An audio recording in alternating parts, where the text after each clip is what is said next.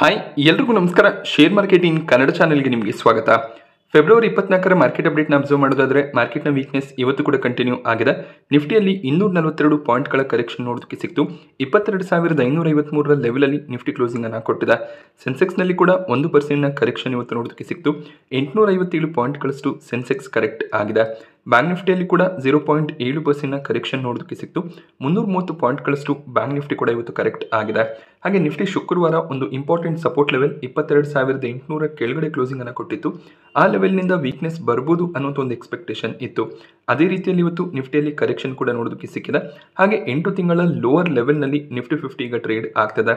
June 2024ಕ್ಕೆ ಇದೇ ಲೆವೆಲ್ನ ಅರೌಂಡಲ್ಲಿ Nifty trade ಆಗ್ತಿತ್ತು. ಆ ಲೆವೆಲ್ನಿಂದ ಮಾರ್ಕೆಟ್ನಲ್ಲಿ ಒಂದು ಸ್ಟ್ರಾಂಗ್ ರಿಕವರಿ ನೋಡೋದಕ್ಕೆ ಸಿಕ್ಕಿತ್ತು. 2024ರ ಅಕ್ಟೋಬರ್ನಿಂದ ಮಾರ್ಕೆಟ್ನಲ್ಲಿ ಕಂಟಿನ್ಯೂಸ್ ಕರೆಕ್ಷನ್ ಈಗ ನೋಡೋದಕ್ಕೆ ಸಿಗ್ತದೆ. ನಿಫ್ಟಿಯ ಇವತ್ತಿನ ವೀಕ್ನೆಸ್ಗೆ ಮೇಜರ್ ರೀಸನ್ ಯುಎಸ್ನಲ್ಲಿ ಬಂದಂಥ ಬಿಸ್ನೆಸ್ ಆಕ್ಟಿವಿಟಿ ಡೇಟಾ ಹಾಗೆ ಎಕನಾಮಿಕ್ ಗ್ರೋತ್ ಕನ್ಸರ್ನ್ ಡೇಟಾ ಆಗಿರುತ್ತೆ.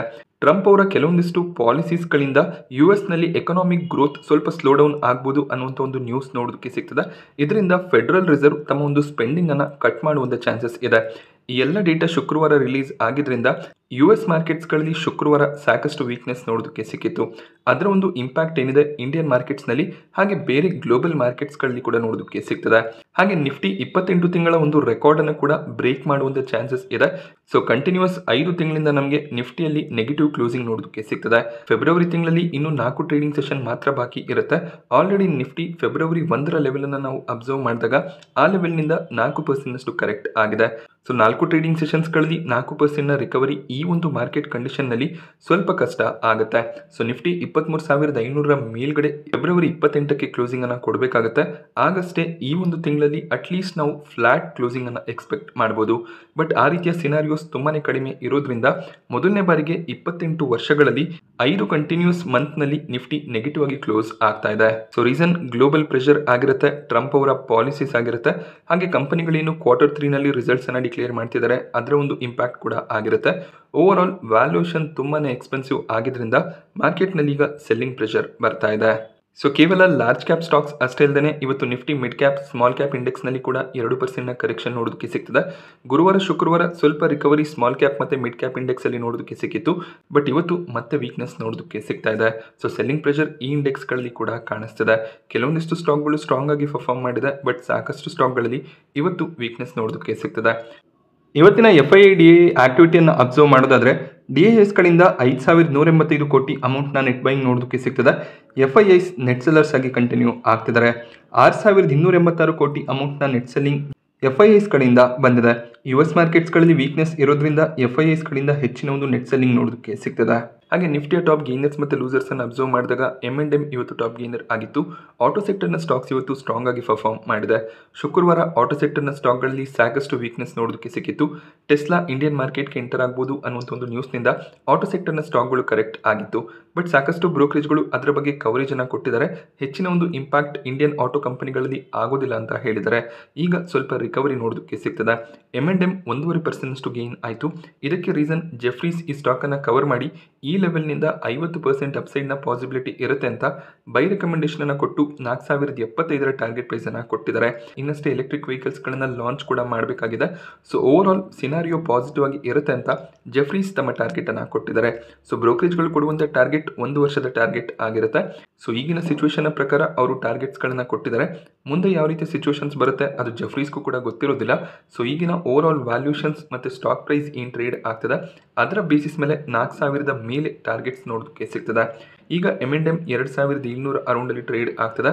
ಸೊ ಮುಂದೆ ಸಿನಾರಿಯೋಸ್ ಚೇಂಜ್ ಆದರೆ ಮತ್ತೆ ಟಾರ್ಗೆಟ್ಸ್ ಚೇಂಜ್ ಆಗುವಂಥ ಚಾನ್ಸಸ್ಗಳು ಕೂಡ ಇರುತ್ತೆ.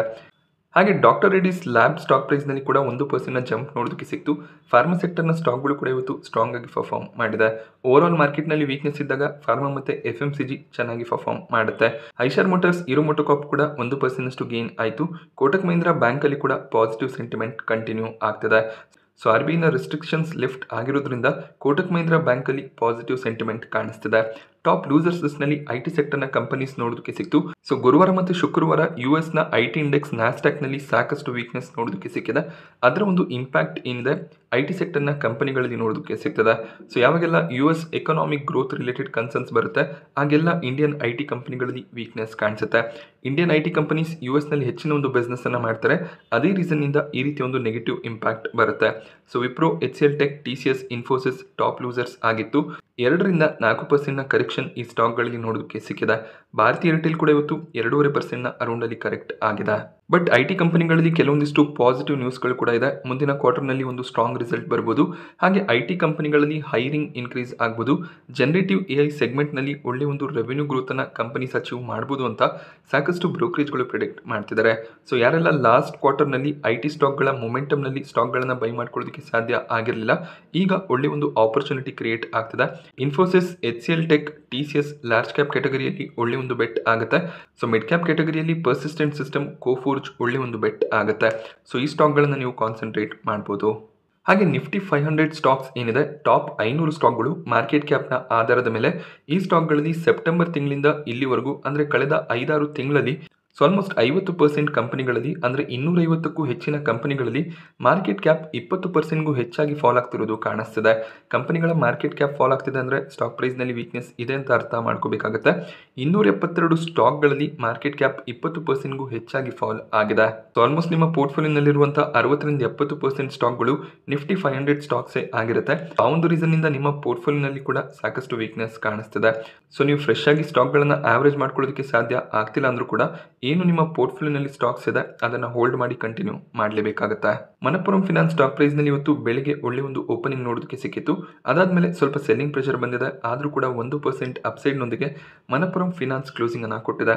ಇದಕ್ಕೆ ರೀಸನ್ ಮನಪ್ಪುರಂ ಫಿನಾನ್ಸ್ನಲ್ಲಿ ಬೈನ್ ಕ್ಯಾಪಿಟಲ್ ಕಂಟ್ರೋಲಿಂಗ್ ಸ್ಟೇಕನ್ನು ಬೈ ಮಾಡ್ತಾರೆ ಅನ್ನುವಂಥ ಒಂದು ನ್ಯೂಸ್ ನೋಡೋದಕ್ಕೆ ಸಿಕ್ಕಿದೆ. ಸೊ ಕೇರಳ ಬೇಸ್ಡ್ ಕಂಪನಿ ಆಗಿರುತ್ತೆ. ಸೊ ಪ್ರಮೋಟರ್ಸ್ಗಳಿಂದ ಬೇನ್ ಕ್ಯಾಪಿಟಲ್ ಸ್ಟೇಕನ್ನು ಬೈ ಮಾಡ್ಕೊಳ್ಳುವಂಥ ಚಾನ್ಸಸ್ ಇದೆ. ಸೊ ರೀಸೆಂಟಾಗಿ ಮನಪ್ಪುರಂ ಫಿನಾನ್ಸ್ನ ಸಬ್ಸಿಡರಿ ಕಂಪನಿಯಲ್ಲಿ RBI ರೆಸ್ಟ್ರಿಕ್ಷನ್ಸ್ ಅನ್ನು ಲಿಫ್ಟ್ ಮಾಡಿದ್ರು. ಆ ರೀಸನ್ನಿಂದ ಬೇನ್ ಕ್ಯಾಪಿಟಲ್ ಈಗ ಮನಪ್ಪುರಂ ಫಿನಾನ್ಸ್ನಲ್ಲಿ ಕಂಟ್ರೋಲಿಂಗ್ ಸ್ಟೇಕನ್ನು ಬೈ ಮಾಡಬೇಕು ಅಂತ ಇದ್ದಾರೆ. ಸೊ ಕಂಟ್ರೋಲಿಂಗ್ ಸ್ಟೇಕ್ ಅಂದಾಗ 50%ಗೂ ಹೆಚ್ಚಿನ ಒಂದು ಸ್ಟೇಕ್ ಆಗಿರುತ್ತೆ. ಸೊ ಇದು ಮನಪ್ಪುರಂ ಫಿನಾನ್ಸ್ಗೆ ಪಾಸಿಟಿವ್ ಆಗ್ಬೋದು ಅನ್ನುವಂಥ ಒಂದು ನ್ಯೂಸ್ನಿಂದ ಸ್ಟಾಕ್ ಪ್ರೈಸ್ನಲ್ಲಿ ಪಾಸಿಟಿವ್ ಕ್ಲೋಸಿಂಗ್ ನೋಡೋದಕ್ಕೆ ಸಿಕ್ಕಿದೆ. ಫೆಡರಲ್ ಬ್ಯಾಂಕ್ ಸ್ಟಾಕ್ ಪ್ರೈಸ್ನಲ್ಲಿ ಕೂಡ ಒಳ್ಳೆ ಒಂದು ಪಾಸಿಟಿವ್ ಕ್ಲೋಸಿಂಗ್ ಇವತ್ತು ನೋಡೋದಕ್ಕೆ ಸಿಕ್ತು. ಸೊ ಫೆಡರಲ್ ಬ್ಯಾಂಕ್ನ ಮ್ಯಾನೇಜ್ಮೆಂಟ್ ಮುಂದಿನ 3 ವರ್ಷದ ರೋಡ್ ಮ್ಯಾಪ್ ಅನ್ನು ರಿಲೀಸ್ ಮಾಡಿದ್ದಾರೆ. ಸೊ ಮುಂದಿನ 3 ವರ್ಷಗಳಲ್ಲಿ ಫೆಡರಲ್ ಬ್ಯಾಂಕ್ ಭಾರತದ ಟಾಪ್ 6 ಬ್ಯಾಂಕ್ಗಳಲ್ಲಿ ಒಂದಾಗಿರುತ್ತೆ ಅಂತ ಅವರು ಹೇಳಿದ್ದಾರೆ. ಹಾಗೆ ಫೆಡರಲ್ ಬ್ಯಾಂಕ್ನ ರಿಟರ್ನ್ ಆನ್ ಅಸೆಟ್ಸ್ ಅನ್ನ ಇನ್ಕ್ರೀಸ್ ಮಾಡುವಂಥ ಪ್ರಯತ್ನವನ್ನ ಮಾಡ್ತೀವಿ ಅಂತ ಹೇಳಿದ್ದಾರೆ. ಇದಕ್ಕೆ ಸಾಕಷ್ಟು ಬ್ರೋಕರೇಜ್ಗಳು ಥಮ್ಸಪ್ ಅನ್ನು ಕೊಟ್ಟು ಬೈ ರೆಕಮೆಂಡೇಶನ್ ಅನ್ನು ಕೊಡ್ತಾ ಇದ್ದಾರೆ. 242ರ ಟಾರ್ಗೆಟ್ ಪ್ರೈಸ್ ಸಿಟಿ ಬ್ರೋಕರೇಜ್ನ ಕಡೆಯಿಂದ ನೋಡೋದಕ್ಕೆ ಸಿಗ್ತದೆ. IIFL ಸೆಕ್ಯೂರಿಟೀಸ್ ಕೂಡ 218ರ ಟಾರ್ಗೆಟ್ ಪ್ರೈಸ್ ಅನ್ನು ಫೆಡರಲ್ ಬ್ಯಾಂಕ್ಗೆ ಕೊಟ್ಟಿದ್ದಾರೆ. ಈ ರೀಸನ್ನಿಂದ ಫೆಡರಲ್ ಬ್ಯಾಂಕ್ ಸ್ಟಾಕ್ ಪ್ರೈಸ್ನಲ್ಲಿ ಪಾಸಿಟಿವ್ ಸೆಂಟಿಮೆಂಟ್ ನೋಡೋದಕ್ಕೆ ಸಿಕ್ಕಿದೆ.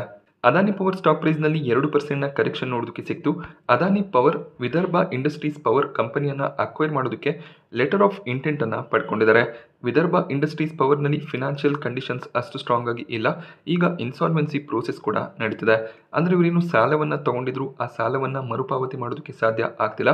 ಆದ್ದರಿಂದ ಫಿನಾನ್ಷಿಯಲ್ ಪ್ರಾಬ್ಲಮ್ಸ್ ಆಗ್ತದೆ.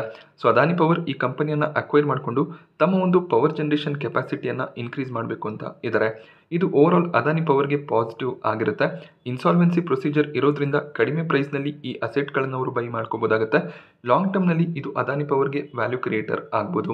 ಬಟ್ ಇವತ್ತು ಓವರ್ ಆಲ್ ಮಾರ್ಕೆಟ್ ವೀಕ್ನೆಸ್ನ ಕಾರಣದಿಂದ ಅದಾನಿ ಪವರ್ 2% ಕರೆಕ್ಟ್ ಆಗಿದೆ. ಬಟ್ ಈ ಒಂದು ಆಕ್ವಿಸಿಷನ್ ಪಾಸಿಟಿವ್ ಆಗುತ್ತೆ. Pfizer ಸ್ಟಾಕ್ ಪ್ರೈಸ್ನಲ್ಲಿ ಕೂಡ ಬೆಳಗಿನ ಸೆಷನಲ್ಲಿ 7%ಗೂ ಹೆಚ್ಚಿನ ಅಪ್ಸೈಡ್ ನೋಡೋದಕ್ಕೆ ಸಿಕ್ಕಿತ್ತು. ಬಟ್ ಅದಾದಮೇಲೆ ಸೆಲ್ಲಿಂಗ್ ಪ್ರೆಷರ್ ನೋಡೋದಕ್ಕೆ ಸಿಕ್ಕಿದೆ. ಸೊ ಇವರು ಮಿಲಾನ್ ಅನ್ನುವಂಥ ಕಂಪನಿ ಜೊತೆಯಲ್ಲಿ ಪಾರ್ಟ್ನರ್ಶಿಪ್ ಅನ್ನು ಮಾಡ್ಕೊಂಡಿದ್ದಾರೆ. ಸೊ ಮಿಲಾನ್ ಫಾರ್ಮಾದ 2 ನ್ಯೂರೋಥೆರಪಿ ಬ್ರ್ಯಾಂಡ್ಸ್ಗಳನ್ನು ಭಾರತದಲ್ಲಿ ಸೆಲ್ ಮಾಡಬೇಕು ಅಂತ ಇದ್ದಾರೆ. ಅಂದರೆ ಈ 2 ಡ್ರಗ್ಸ್ಗಳನ್ನು ಭಾರತದಲ್ಲಿ ಸೆಲ್ ಮಾಡೋದಕ್ಕೆ ಇವ್ರಿಗೀಗ ಲೈಸೆನ್ಸ್ ಸಿಕ್ಕಿದೆ. ಈ ಒಂದು ನ್ಯೂಸ್ ಬಂದಿದ್ದರಿಂದ ಸ್ಟಾಕ್ ಪ್ರೈಸ್ನಲ್ಲಿ ಜಂಪ್ ನೋಡೋದಕ್ಕೆ ಸಿಕ್ಕಿತ್ತು. ಬಟ್ ಅದೇ ರೀತಿಯಲ್ಲಿ ಪ್ರಾಫಿಟ್ ಬುಕಿಂಗ್ ಕೂಡ ಬಂದಿದೆ. ಹಾಗೆ ವರುಣ್ ಬೆವರೇಜಸ್ ಸ್ಟಾಕ್ ಪ್ರೈಸ್ನಲ್ಲಿ ಕೂಡ 5% ಜಂಪ್ ನೋಡೋದಕ್ಕೆ ಸಿಕ್ತು. ವೀಕ್ ಮಾರ್ಕೆಟ್ನಲ್ಲಿ ಕೂಡ ವರುಣ್ ಬೆವರೇಜಸ್ ಸ್ಟ್ರಾಂಗ್ ಪರ್ಫಾರ್ಮೆನ್ಸ್ ಅನ್ನು ಕೊಟ್ಟಿದೆ. ಇದಕ್ಕೆ ರೀಸನ್ ಮಿರಾ ಎಸೆಟ್ ಶೇರ್ ಖಾನ್ನ ಕಡೆಯಿಂದ 750ರ ಟಾರ್ಗೆಟ್ ಪ್ರೈಸ್ ನೋಡೋದಕ್ಕೆ ಸಿಗ್ತದೆ. ಸೊ ಈ ಒಂದು ಪ್ರೈಸ್ನಿಂದ 60% ಅಪ್ಸೈಡ್ನ ಪಾಸಿಬಿಲಿಟಿ ಇರುತ್ತೆ ಅನ್ನೋದು ಮಿರಾ ಎಸೆಟ್ ಅವರ ವ್ಯೂ ಆಗಿರುತ್ತೆ. ಈ ರೀಸನ್ನಿಂದ ಸ್ಟಾಕ್ ಪ್ರೈಸ್ನಲ್ಲಿ ಇವತ್ತು ಜಂಪ್ ನೋಡೋದಕ್ಕೆ ಸಿಕ್ಕಿದೆ. ಹಾಗೆ ಐನಾಕ್ಸ್ ಇಂಡಿಯಾ ಸ್ಟಾಕ್ ಪ್ರೈಸ್ನಲ್ಲಿ ಇವತ್ತು 2% ರೌಂಡಲ್ಲಿ ಕರೆಕ್ಷನ್ ನೋಡೋದಕ್ಕೆ ಸಿಕ್ತು. ಬಟ್ ಕಂಪನಿಗೆ ಕ್ರಯೋಜೆನಿಕ್ ಫ್ಯೂಯಲ್ ಟ್ಯಾಂಕ್ಗಳನ್ನು ಮ್ಯಾನುಫ್ಯಾಕ್ಚರ್ ಮಾಡೋದಕ್ಕೆ ಸರ್ಟಿಫಿಕೇಶನ್ ಸಿಕ್ಕಿದೆ. ಸೊ ಭಾರತದಲ್ಲಿ ಈ ರೀತಿಯ ಕ್ರಯೋಜೆನಿಕ್ ಫ್ಯೂಯಲ್ ಟ್ಯಾಂಕನ್ನು ಮ್ಯಾನುಫ್ಯಾಕ್ಚರ್ ಮಾಡುವಂಥ ಮೊದಲನೇ ಕಂಪನಿ ಐನಾಕ್ಸ್ ಇಂಡಿಯಾ ಆಗಿರ್ತಾರೆ. ಸೊ ಇದು ಕೂಡ ಒಂದು ಪಾಸಿಟಿವ್ ನ್ಯೂಸ್ ಆಗಿರುತ್ತೆ, ಒಂದು ಮೊನೋಪೋಲಿ ಬಿಲ್ಡ್ ಆದ ರೀತಿ ಆಗುತ್ತೆ. ಸೊ ಓವರಾಲ್ ಮಾರ್ಕೆಟ್ ವೀಕ್ನೆಸ್ನಿಂದ ಐನಾಕ್ಸ್ ಇಂಡಿಯಾ ಕೂಡ ಇವತ್ತು ಕರೆಕ್ಟ್ ಆಗಿದೆ. ಕ್ವಾಲಿಟಿ ಪವರ್ IPO ಮಾರ್ಕೆಟ್ನಲ್ಲಿ ಲಿಸ್ಟ್ ಆಯಿತು. 432 ಪ್ರೈಸ್ನಲ್ಲಿ ಲಿಸ್ಟಿಂಗ್ ನೋಡೋದಕ್ಕೆ ಸಿಕ್ಕಿದೆ. ಕಂಪನಿ ಫಿಕ್ಸ್ ಮಾಡಿದಂಥ ಪ್ರೈಸ್ 425 ರೂಪಾಯಿ ಆಗಿತ್ತು. ನಿನ್ನೆ 10 ರೂಪಾಯಿಯ ನೆಗೆಟಿವ್ ಪ್ರೀಮಿಯಂ ಕಾಣಿಸ್ತಿತ್ತು, ಬಟ್ ಒಳ್ಳೆ ಒಂದು ಲಿಸ್ಟಿಂಗ್ಗೆ ಬಂದಿದೆ. ಬಟ್ ಲಿಸ್ಟ್ ಆಗಿದ ತಕ್ಷಣ ಎಲ್ಲರೂ ಕೂಡ ಪ್ರಾಫಿಟ್ ಬುಕ್ಕಿಂಗನ್ನು ಮಾಡ್ಕೊಂಡಿದ್ದಾರೆ. 387 ಪ್ರೈಸ್ನಲ್ಲಿ ಕ್ವಾಲಿಟಿ ಪವರ್ ಕ್ಲೋಸಿಂಗನ್ನು ಕೊಟ್ಟಿದೆ. NTPC ಗ್ರೀನ್ ಎನರ್ಜಿ ಸ್ಟಾಕ್ ಪ್ರೈಸ್ನಲ್ಲಿ 6% ಹೆಚ್ಚಿನ ಕರೆಕ್ಷನ್ ನೋಡೋದಕ್ಕೆ ಸಿಕ್ತು. 3 ತಿಂಗಳ anchor investor lock in period ಇವತ್ತು ಎಂಡ್ ಆಗಿದೆ. 18 ಕೋಟಿ ಶೇರ್ಸ್ಗಳು ಈಗ ಟ್ರೇಡಿಂಗ್ಗೆ ಎಲಿಜಿಬಲ್ ಆಗ್ತಿದೆ. ಸೊ ಎಲ್ಲರೂ ಕೂಡ ಆ ಶೇರ್ಸ್ಗಳನ್ನು ಸೆಲ್ ಮಾಡೋದಿಲ್ಲ, ಸ್ವಲ್ಪ ಸೆಲ್ಲಿಂಗ್ ಪ್ರೆಷರ್ ಬರುವಂಥ ಚಾನ್ಸಸ್ ಇರುತ್ತೆ. ಆದ್ದರಿಂದ ಸ್ಟಾಕ್ ಪ್ರೈಸ್ನಲ್ಲಿ ವೀಕ್ನೆಸ್ ಕಾಣಿಸ್ತಿದೆ. ಸೊ ಗ್ಲೆನ್ಮಾರ್ಕ್ ಫಾರ್ಮಾದಲ್ಲಿ ಕೂಡ 2% ಜಂಪ್ ನೋಡೋದಕ್ಕೆ ಸಿಕ್ಕಿದೆ. ಇವರ US subsidiary company Glenmark US ಮೇಲೆ ಕೆಲವೊಂದಿಷ್ಟು ಲಾ ಸೂಟ್ಸ್ ಫೈಲ್ ಆಗಿತ್ತು.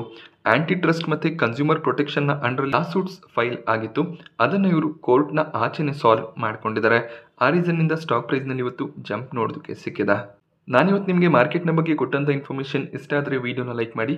ಹಾಗೆ ಇದೇ ರೀತಿಯ ಮಾರ್ಕೆಟ್ ಅಪ್ಡೇಟ್ಸ್ಗಳಿಗೋಸ್ಕರ ಚಾನಲ್ನ ಸಬ್ಸ್ಕ್ರೈಬ್ ಮಾಡ್ಕೊಳ್ಳಿ. Thank you friends.